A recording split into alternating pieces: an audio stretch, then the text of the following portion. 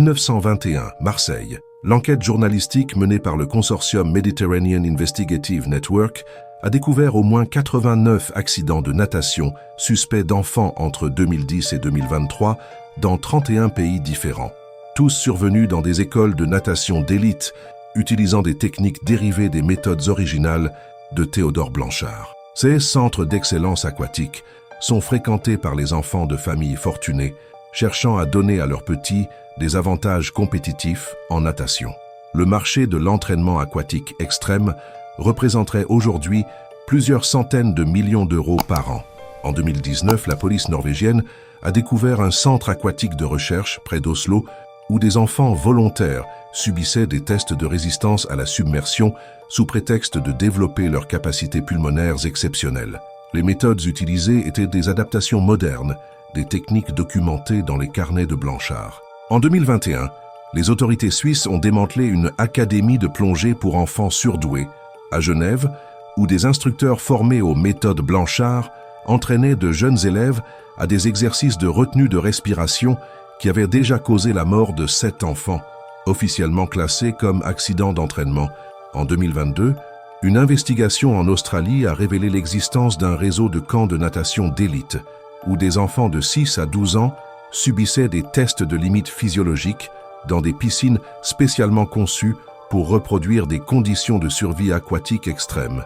3 enfants étaient morts noyés pendant ces exercices pédagogiques avancés. L'héritage de Théodore Blanchard continue. Son modèle de transformation de l'éducation aquatique en expérimentation humaine est encore utilisé par des réseaux contemporains qui exploitent l'ambition parentale et la compétition sportive pour soumettre des enfants à des expériences dangereuses. Les familles des victimes de Blanchard ont créé en 2020 une fondation internationale, Enfants de l'eau sûre, Safe Water Children, qui surveille les centres de natation suspects et forme des parents à détecter les signes d'entraînement aquatique abusif ou dangereux. Cette fondation a déjà identifié plus de 400 établissements suspects dans le monde entier et a permis de sauver au moins 73 enfants qui subissaient des entraînements potentiellement mortels déguisés en méthodes pédagogiques révolutionnaires. Docteur Jean-Baptiste Moreau-Delattre, arrière-petit-fils d'une des victimes de Blanchard et aujourd'hui pédiatre spécialisé en protection de l'enfance aquatique, explique « Nous avons appris à identifier les signaux d'alarme que nos ancêtres n'avaient pas su reconnaître, les promesses de performance exceptionnelles, les exercices secrets, l'isolement progressif des enfants talentueux. Nous enseignons maintenant aux parents comment reconnaître si leur enfant est victime d'un prédateur éducatif. Les signes d'alerte modernes, identifiés par la Fondation Enfants de l'eau sûre, incluent promesses de capacités aquatiques surnaturelles, exercices de retenue de respiration excessifs, sélection d'enfants spéciaux pour des cours avancés, secrets imposés aux enfants sur leurs activités aquatiques et changements de comportement après les séances de natation. Questions troublantes. Combien d'écoles de natation d'élite dans le monde utilisent des méthodes similaires? Combien d'innovations pédagogiques aquatiques masquent des expérimentations dangereuses sur des enfants?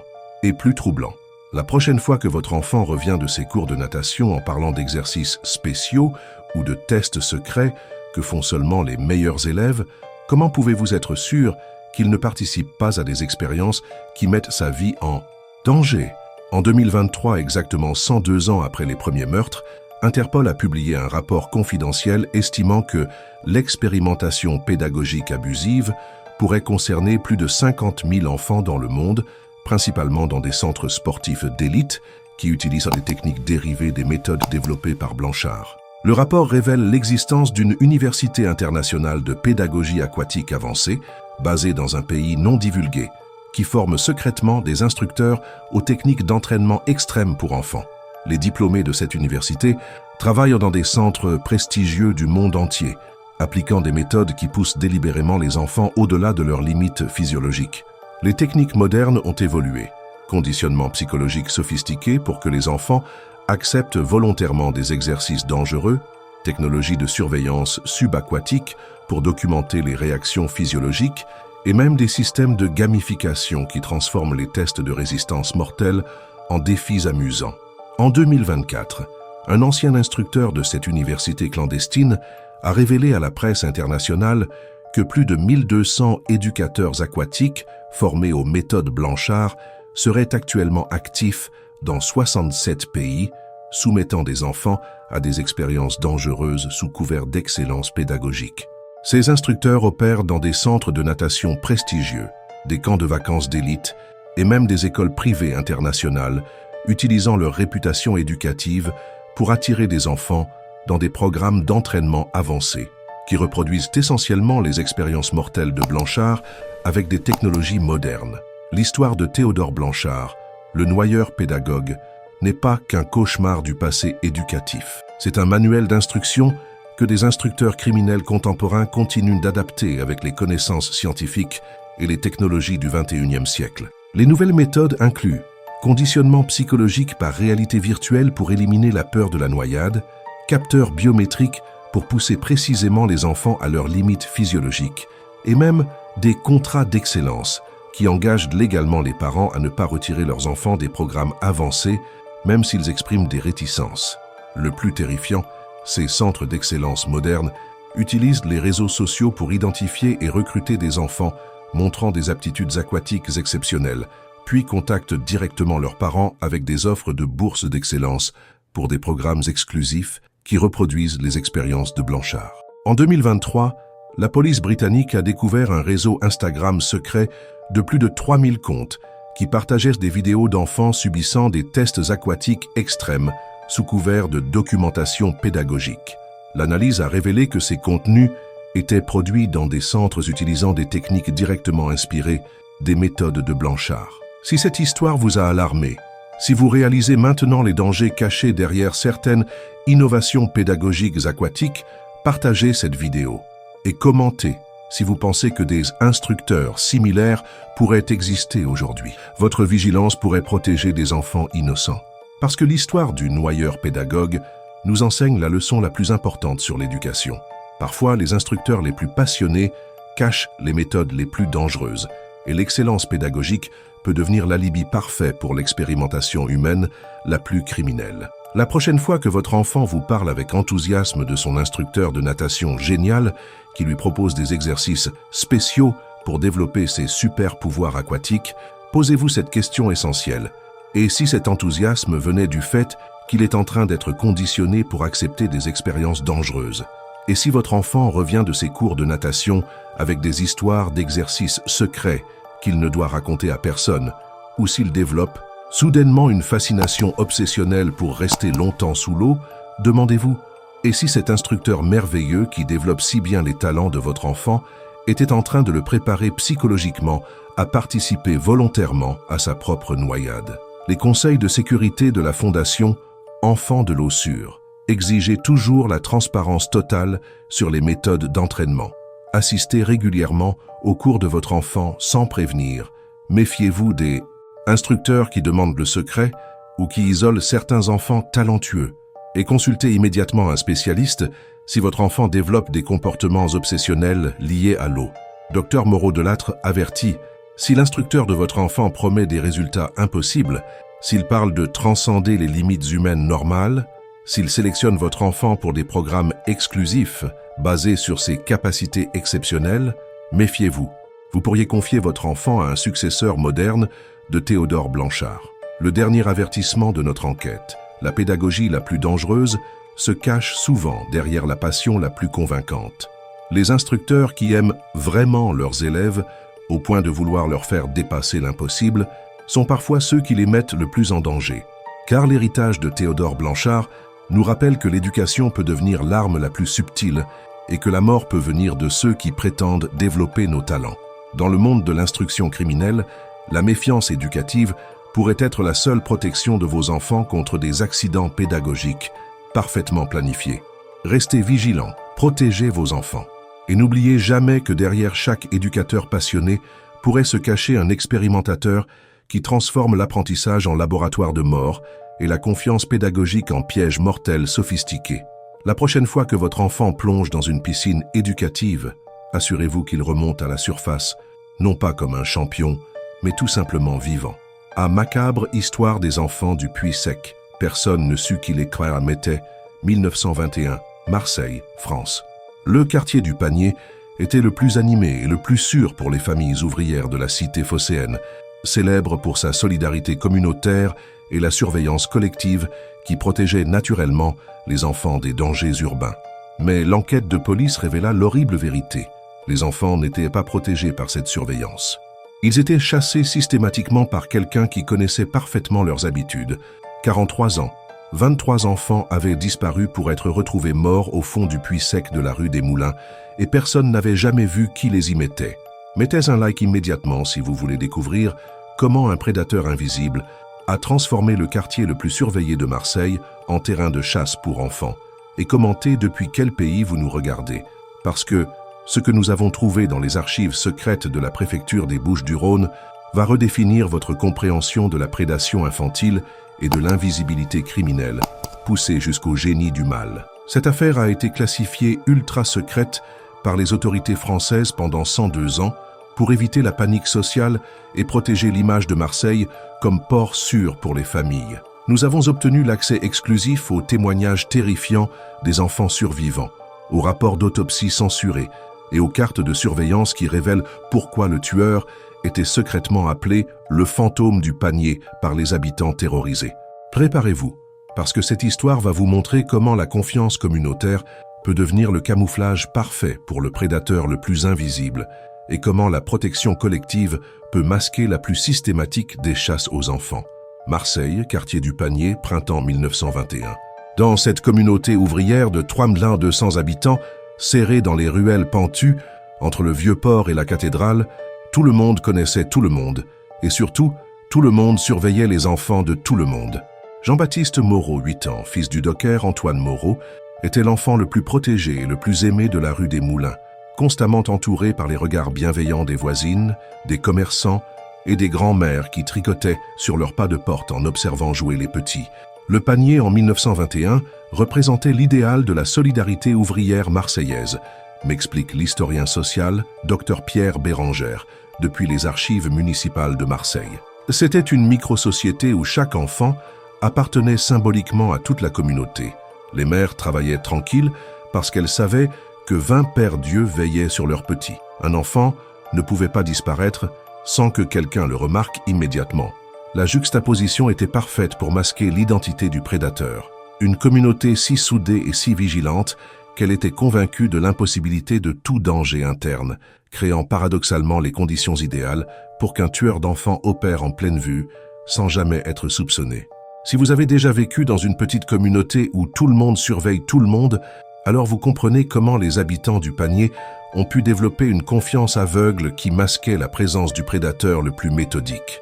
Mais ce que vous ne pouvez pas encore imaginer, c'est comment cette surveillance collective totale a permis aux tueurs de sélectionner, traquer et éliminer ses victimes en exploitant précisément les mécanismes mêmes censés protéger les enfants.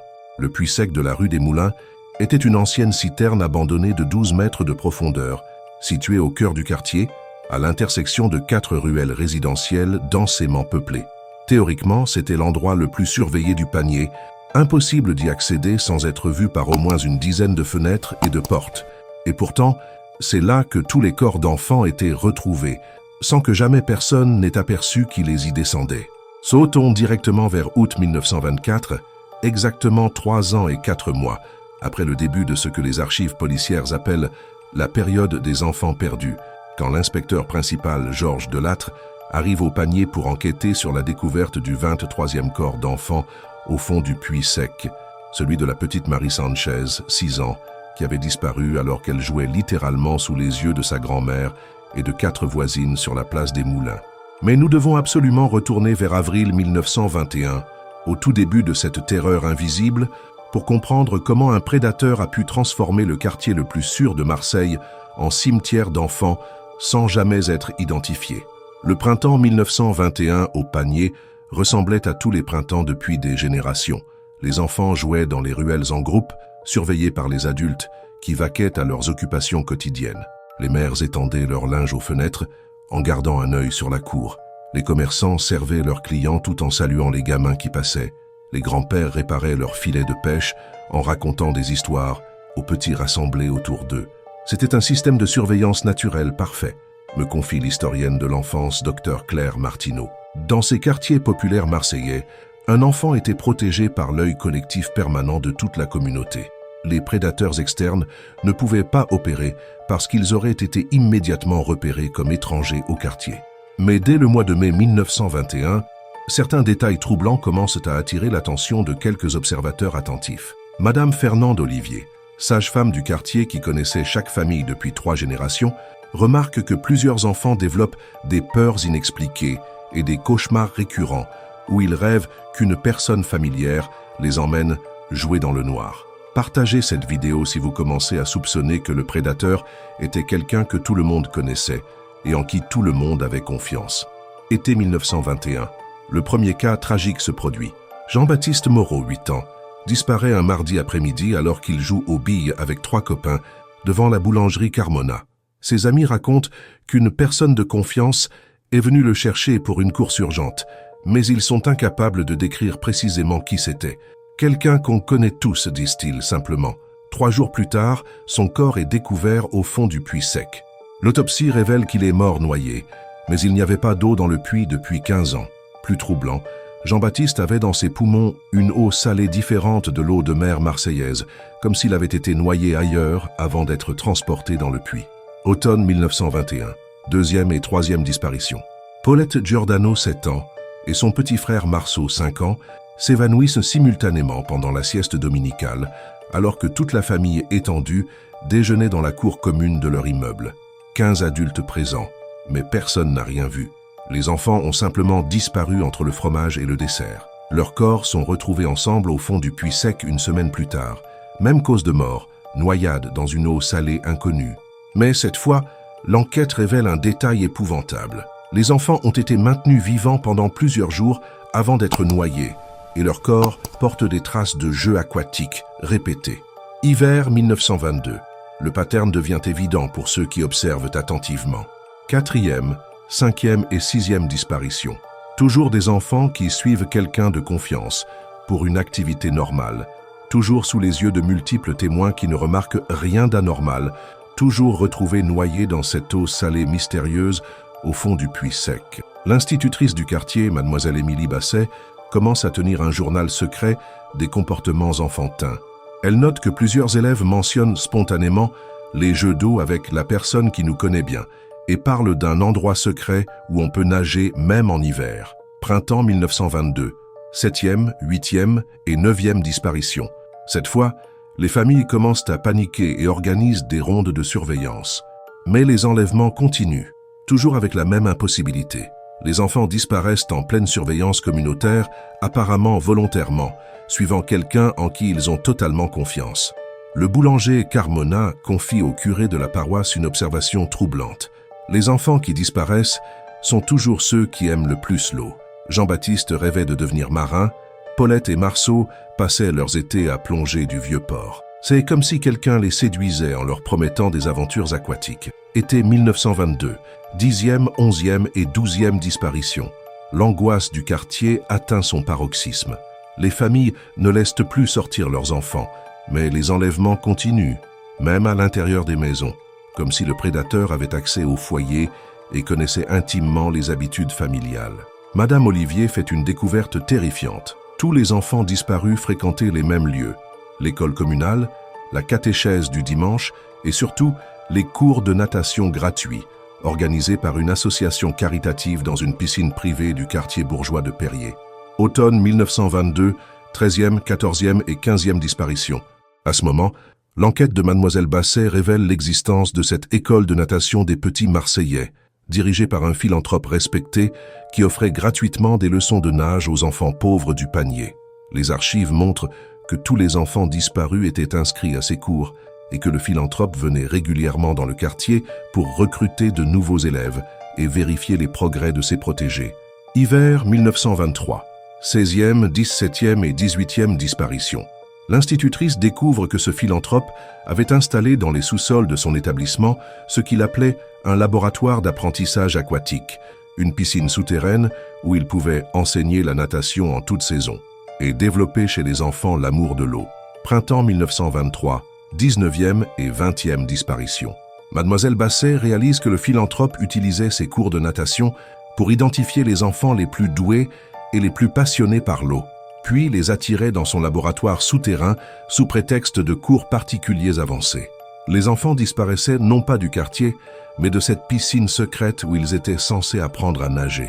Le philanthrope les noyait dans ces bassins expérimentaux, puis transportait leur corps au puits sec pour faire croire à des accidents ou des enlèvements mystérieux. Été 1924, 21e et 22e disparition. L'enquête clandestine de l'institutrice révèle l'identité du philanthrope. Monsieur Théodore Blanchard, 52 ans, ancien nageur olympique reconverti en éducateur aquatique, respecté par toute la bourgeoisie marseillaise pour son dévouement aux enfants défavorisés. Retournons maintenant à cette enquête cruciale d'août 1924 qui va révéler le laboratoire aquatique secret de Blanchard. L'inspecteur Delattre arrive au panier un jeudi matin, officiellement pour enquêter sur la disparition de Marie Sanchez. Mais grâce aux informations transmises secrètement par mademoiselle Basset, il se rend directement à l'école de natation des petits Marseillais dans le quartier de Périer. Théodore Blanchard l'accueille avec la courtoisie bienveillante d'un philanthrope habitué à recevoir les autorités, mais quelque chose dans son comportement frappe l'inspecteur comme anormalement défensif quand il mentionne les enfants du panier. « Je souhaiterais visiter vos installations et comprendre vos méthodes pédagogiques », demande Delattre. « Bien sûr, inspecteur, mais vous devez comprendre que mes techniques sont révolutionnaires et demandent certaines conditions particulières que les enfants acceptent pour développer leurs capacités aquatiques naturelles », répond Blanchard. C'est à ce moment que Delattre va découvrir que les techniques pédagogiques de Blanchard ne sont pas de simples cours de natation, mais un système de noyade expérimental sophistiqué. Docteur Marcel Girard, médecin légiste qui a examiné les corps des enfants en 1924, nous révèle des détails jamais publiés sur les découvertes dans le laboratoire aquatique de Blanchard. Ce que nous avons trouvé était un système de noyade contrôlé parfaitement déguisé en méthode pédagogique, m'explique Dr Girard depuis les archives médicales de Marseille. Blanchard avait développé ce qu'il appelait la pédagogie de la submersion totale, une méthode qui consistait à entraîner les enfants à retenir leur respiration sous l'eau pendant des durées de plus en plus longues, jusqu'à ce que leurs organismes cèdent et qu'ils se noient accidentellement pendant les exercices. Selon Dr Girard, l'analyse des corps révèle des méthodes sophistiquées. Il utilisait des techniques de conditionnement psychologique pour que les enfants acceptent volontairement de rester sous l'eau au-delà de leurs limites. Il leur promettait de devenir des champions de plongée et leur faisait croire qu'ils développaient des super-pouvoirs aquatiques.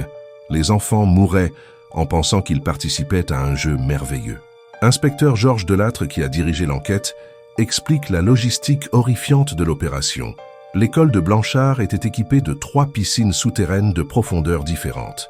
La première pour l'apprentissage normal, la deuxième pour les exercices avancés et la troisième profonde de 4 mètres pour ce qu'il appelait les tests de maîtrise ultime où les enfants étaient censés prouver qu'ils pouvaient rester sous l'eau comme des poissons. Dans cette troisième piscine, continue Delattre, nous avons trouvé des systèmes de retenue sous-marins camouflés en équipements pédagogiques, des chronomètres pour mesurer les durées de submersion et surtout un carnet détaillé documentant les performances et les limites physiologiques de chacun des 23 enfants qu'il avait noyés. Commentez si vous réalisez l'horreur pédagogique de cette obsession aquatique. Docteur Louis Fabron, psychiatre qui a étudié les journaux personnels de Blanchard, révèle sa psychologie. Il était convaincu que les enfants possédaient des capacités aquatiques latentes qu'il fallait libérer par l'expérience limite. Dans ses écrits, il explique que seule la confrontation avec la mort par noyade peut révéler les véritables talents aquatiques des petits humains. Blanchard justifiait ses actions par une philosophie pédagogique tordue, révèle Dr Fabron.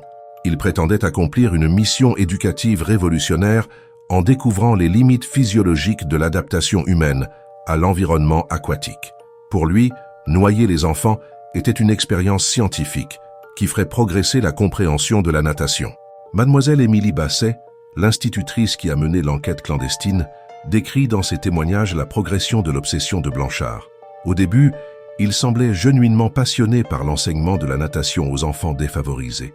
Il venait au panier avec enthousiasme, parlait magnifiquement des bienfaits de l'eau pour le développement infantile. Progressivement, sa passion est devenue obsession, et l'obsession est devenue expérimentation mortelle. Je l'ai suivi discrètement plusieurs fois, confesse mademoiselle Basset. Quand il emmenait les enfants dans son école, je voyais à travers les fenêtres des sous-sols qu'il leur faisait faire des exercices de plus en plus dangereux. Les petits étaient enthousiastes, parce qu'il leur promettait qu'ils deviendraient des héros de l'eau. Ils ne réalisaient pas qu'ils participaient à leurs propres expériences de noyade. Professeur Antoine Morel, historien spécialisé dans la criminalité éducative, analyse l'aspect sociologique. Les méthodes de Blanchard exploitaient parfaitement la confiance sociale de l'époque envers les éducateurs philanthropes. En se présentant comme un bienfaiteur des enfants pauvres, il pouvait attirer ses victimes sans éveiller le moindre soupçon, car la société considérait l'éducation gratuite comme forcément bénéfique. Docteur Catherine Reynaud, spécialiste de la psychologie criminelle, révèle les techniques de manipulation de Blanchard. Il avait développé un système de conditionnement qui transformait la peur de la noyade en excitation du défi. Il racontait aux enfants des histoires de sirènes marseillaises qui pouvaient respirer sous l'eau et leur promettait qu'ils pourraient développer les mêmes capacités s'ils s'entraînaient assez courageusement. Les enfants étaient convaincus qu'ils participaient à une aventure magique, explique Dr Reynaud. Blanchard leur faisait croire qu'ils étaient spéciaux et choisis pour développer des pouvoirs aquatiques. Cette manipulation psychologique les empêchait de résister quand il les forçait à rester sous l'eau, au-delà de leurs limites physiques.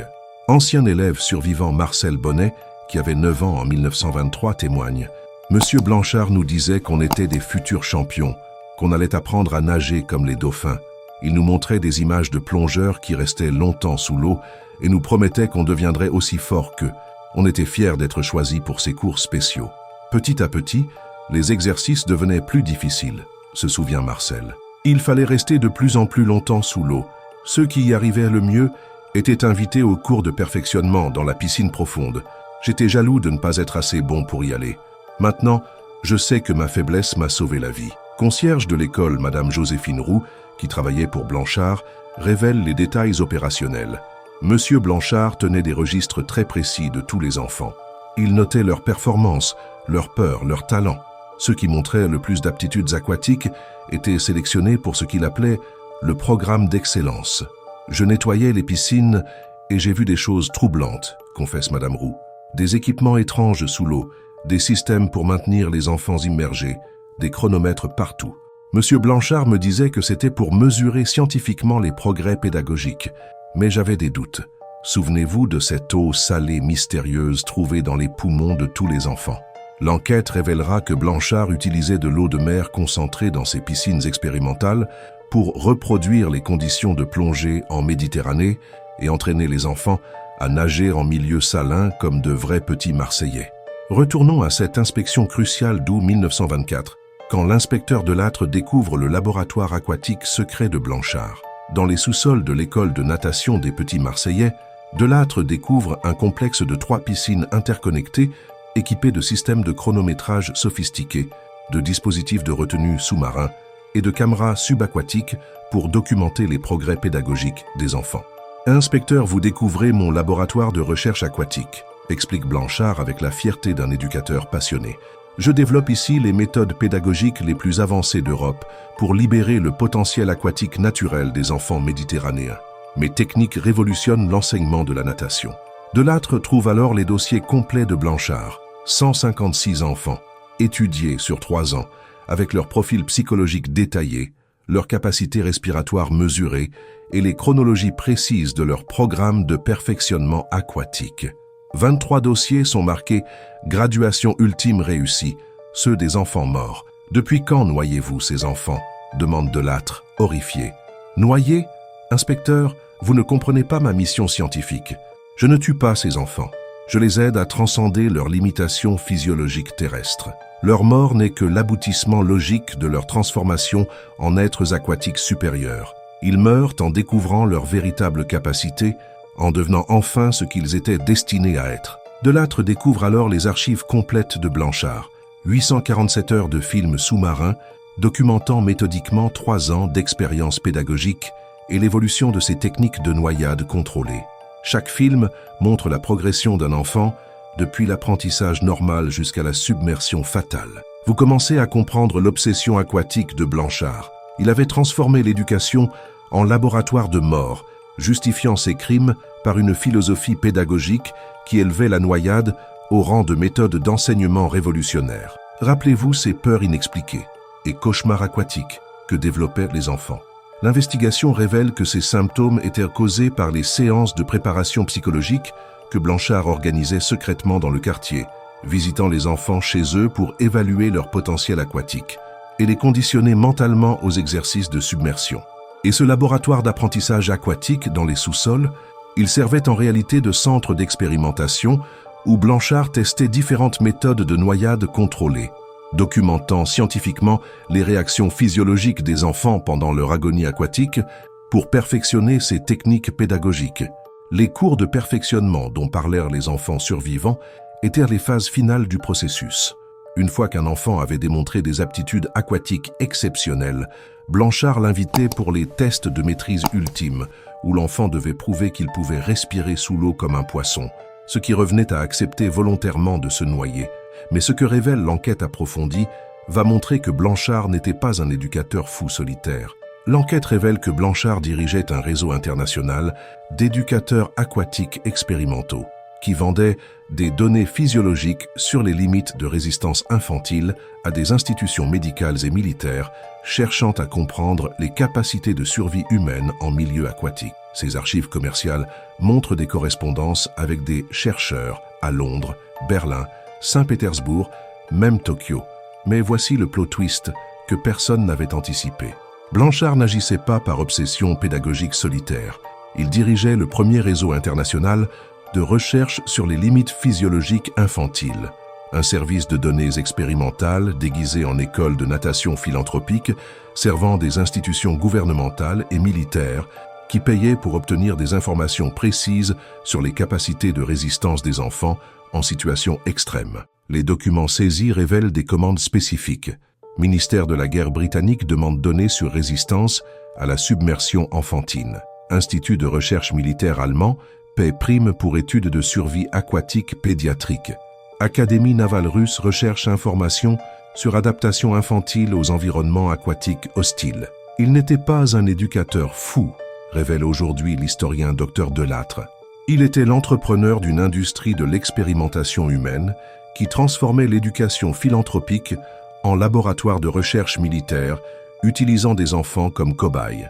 Abonnez-vous si vous voulez connaître l'étendue de ce réseau et son influence sur l'éducation contemporaine. Le procès de Théodore Blanchard commence en octobre 1924. Officiellement, il est condamné à mort pour meurtre multiple d'enfants avec préméditation.